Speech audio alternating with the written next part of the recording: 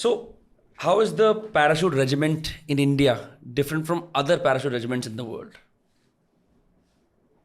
Okay. Post independence, there was a good saying. जो हमारे para brigade Agra में based है, वहाँ का जो कमांडर होता था ब्रिगेड साहब, he would say I am the only para brigade commander east of Suez canal. That was a big statement कि एयरबॉर्न कैपेबिलिटी उस लेवल का जहाँ पे एक ब्रिगेड पैराड्रॉप कर सकती है. That was a big statement. And where did we move from that point? We gone back. अगर आप 100 रुपये आज इन्वेस्ट करते हैं और 50 साल बाद 100 रुपये का वैल्यू 100 रुपया है, तो उसमें डिप्रिशिएशन हुआ है कि नहीं हुआ है? Correct. हुआ है ना. सो पता नहीं मतलब sometimes this so obvious thing is not so obvious. मतलब मुझे I sometimes wonder. Airborne regiment should be airborne regiment. Special forces should be special forces. Period. इसमें ओवरलैपिंग नहीं हो सकती. You have to have, as a country in India, you have to have tier 1 special forces, tier 2 special forces, tier 3 special forces, and tier 4 and whatever. tier 1 की selection, उसमें selection criteria, उसका difficulty level has to be tier 1, and the tenure, duration of that, because at the end of that duration, that guy should be an SME, subject matter expert in one field. He knows all the trades, but he is subject matter of expert of breaching. दुनिया में कोई भी door कहीं भी हो, he will breach. Example, using whatever means, explosives, hydraulic tools, lock picking, you think of anything. Demolition expert, he should know everything about demolition. Civil building के demolition से लेकर dam, bridge, military targets, not military targets, छोटा demolition, controlled demolition. Sniper, he should know how to operate 50 different sniper rifles in the world, knowing everything about the reticular pattern उसमें, उसका MOA, उसका flight trajectory, then he is a subject matter expert. Right. So that has to be tier 1.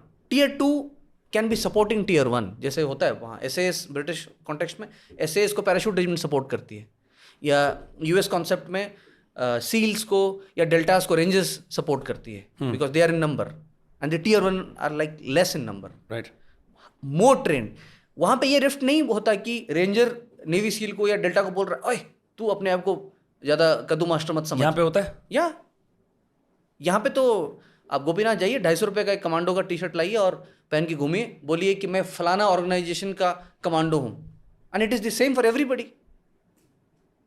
What are you saying? No, यहाँ पे हर आदमी जिसने किसी भी organisation का उनका कमांडो कोर्स कर लिया है, वो कमांडो टी शर्ट पहन के घूमता है.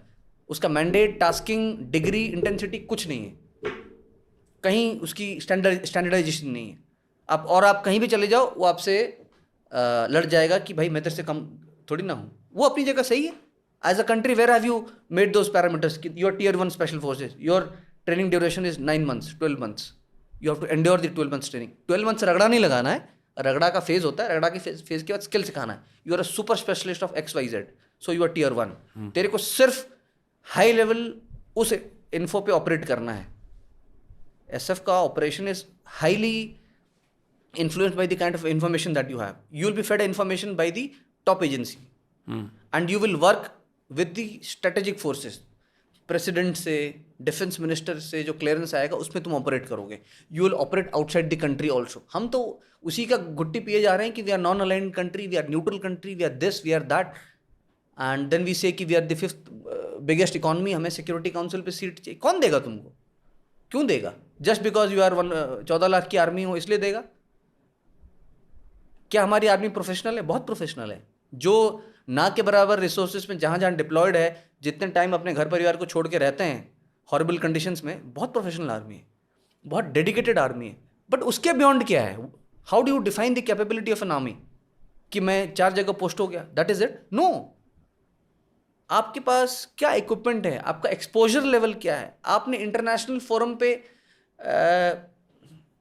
किन के साथ compete किया है, या जॉइंट एक्सरसाइज किया है, या एक्चुअल ऑपरेशंस किए हैं, उसमें आपका परफॉर्मेंस कैसा रहा है. तब आपको कोई वैलिडेट करेगा ना. इंडिया अगर बोलेगी कि हम we are one of the best cricketing team, how do you say that? You have to go out, play. But the Para SF is known for many joint military operations. No. Operations, no. Training, yes. Training, yes. पहली बात तो हमारे देश में कुछ structured ही नहीं. अभी एक आदमी, एक लड़का 21 साल की उम्र में, जब 22 साल की उम्र में जब वो एकेडमी से पास आउट हो रहा है, he wants to volunteer for the para, वो तो आप पहले ही अलग वो रखो ना कि you are volunteering for airborne. They have a phenomenal task. इसमें कोई कम ज़्यादा वाली बात नहीं है, बात है टीयर की. तो भैया एयरबॉर्न का प्रोबेशन लेट से होगा 3 महीने, इसमें ये चीज़ टेस्ट होगी. एक आदमी को लगता है कि भाई मैं ये कर सकता हूँ, ठीक है, ये वॉलंटियर्स फॉर दैट, उसको आप दीजिए वो रेजिमेंट जाके उसको वॉलंटियर करने के लिए. एक आदमी बोलता है नहीं मेरे अंदर और शक्ति है, मैं टियर 2 में जा सकता हूँ, एग्जाम्पल स्पेशल फोर्सेस में, ठीक है, 6 महीने का सिलेक्शन, आप जाइए करिए. एक आदमी कहता है भाई नहीं मैं टियर 3 में जा सकता हूँ, मेरी इंटेलिजेंस, मेरा माइंडसेट, मेरा रेजिलियंस जो भी है, उसको टियर 3 में जाने दीजिए. यहाँ तो 70 to 80% COs आप एक बार इन्फेंट्री में या किसी और आर्म में चले गए तो वॉलंटियर नहीं करने देते. They will not sign your volunteer form, and then when they sign, the MS branch sitting in Delhi will decide whether you go to an airborne unit or you go to an SF unit. So it's a bureaucratic decision, it's not your own. नहीं, it's an the sad part is it is not bureaucratic. Bureaucracy की गलती तो मैं मान सकता हूँ क्योंकि वो फौजी नहीं है. यहाँ तो अपने ही लोग बैठे हैं ना. वो जाना चाहता है लेट से 2 पैरा SF में प्रोबेशन करने, उसको अपने एयरबॉर्न यूनिट दे दिया 5 पैरा. अब तो सबको SF बना दिया. That is another blunder according to me. Now everybody special forces. So you're saying the special forces is not elite anymore because it's everyone. Elite or not elite, there has to be distinction. और क्या distinction, मतलब आपके time में you face this की distinction थी? हाँ, नहीं, इंसान में डिस्टिंक्शन देखना मुश्किल है. आप इंसान को कैसे जज कर सकते हैं? उसके स्किल सेट से, करेक्ट, या उसके सिलेक्शन उससे. पहले एयरबॉर्न यूनिट का भी 3 महीने का प्रोबेशन था, SF यूनिट का भी 3 महीने का प्रोबेशन था. नाउ यू से हम तो SF है, हम इसको 6 महीना करना चाहते हैं. उसमें बहादुरी नहीं है. बहादुरी है कि बाकी 3 महीने में उसको आप ऐसा क्या सिखा रहे हो जो एयरबॉर्न यूनिट को ज़रूरत नहीं है. क्योंकि मैंने पहले भी बताया है, एक ऑर्गेनाइजेशन बनता है उसकी टास्किंग को लेकर. पहले एक मैंडेट तय होता है, ये ऑर्गेनाइजेशन का ये काम है.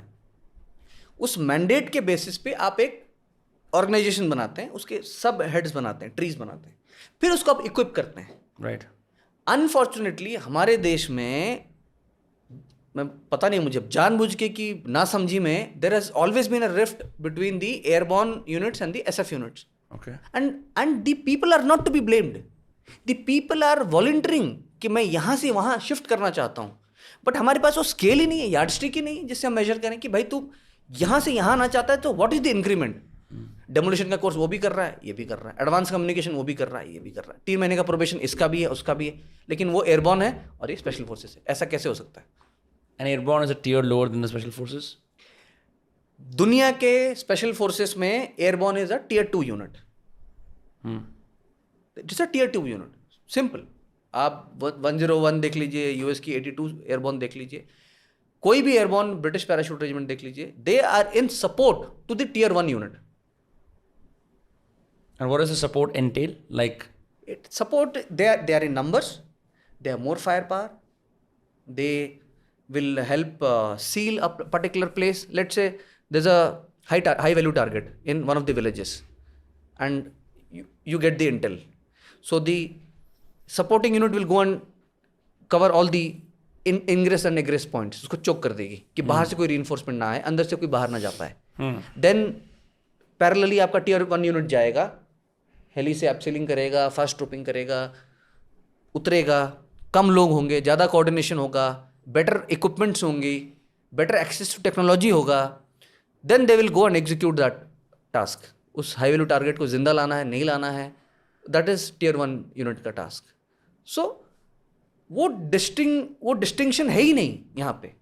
यहाँ पे ईगो टसल हो रहा है. एंड उस आदमी की गलती नहीं जो कर रहा है, उसकी गलती जो पॉलिसी नहीं बना रहा है. आप क्लियरली डिफाइन कर दीजिए ना, ये स्टैंडर्ड्स हैं.